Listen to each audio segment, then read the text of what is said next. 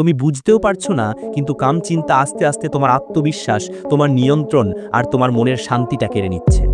প্রতিবার তুমি যখন এর কাছে হার মানো, তখন তুমি আরও দুর্বল হয়ে যাও। কিন্তু একটা সত্য কথা বলি, এটা তোমাকে কেউ বলবে না।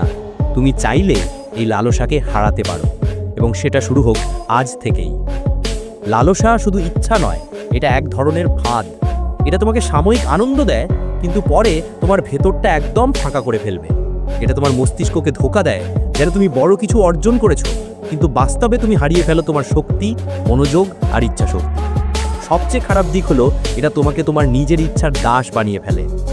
ভাবো তো, তুমি যদি একটা স্ক্রিনকে না বলতে না পারো, তাহলে কিভাবে তুমি জীবনের বড় লড়াই জিতবে? এটা শক্তি নয়, এটা চরম দুর্বলতা। আমি জানি, কারণ আমিও একসময় সেই জায়গায় ছিলাম। বেশিরভাগ মানুষ কামচিন্তাকে পরাস্ত করতে পারে না, কারণ তারা ভুলভাবে লড়াই করে। তারা শুধু ইচ্ছা শক্তির ওপর ভরসা রাখে, কিন্তু ইচ্ছা শক্তি একসময় ক্লান্ত হয়ে যায়। সত্যটা হলো, আমরা আমাদের লক্ষ্যের দিকে এগিয়ে যেতে পারি না, আমরা আমাদের অভ্যাসের কাছে হার মেনে নিই। তুমি হেরে যাচ্ছ তিনটে কারণ। প্রথমত, তোমার ফোন সবসময় তোমার নাগালের মধ্যে। দ্বিতীয়ত, তুমি রাতে উদ্দেশ্যহীনভাবে স্ক্রোল করো। আর তৃতীয়ত, তুমি কখনো নিজেকে জিজ্ঞেস করো না, আমি আসলে এটা কেন করছি।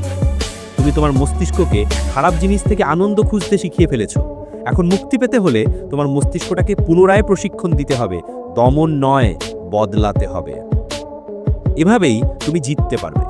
যেসব জিনিস তোমাকে প্রলুব্ধ করে সেগুলো বন্ধ করো, ওইসব সাইট ব্লক করো।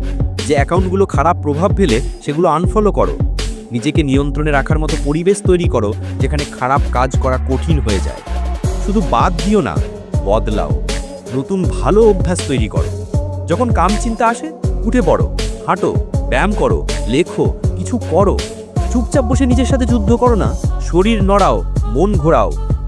নিজেকে বোঝার চেষ্টা করো, তুমি কি একা, বিরক্ত, নাকি ভিতরে কষ্ট পাচ্ছ? লালসা অনেক সময় এই শূন্যতারই মুখোশ। তাই শুধু লক্ষণ নয়, মূল কারণটা দূর করো। ভাবো তো, একদিন সকালে ঘুম থেকে উঠে দেখছো তুমি পুরো নিয়ন্ত্রণে আছো, মনোযোগী, আত্মবিশ্বাসী, দৃঢ়।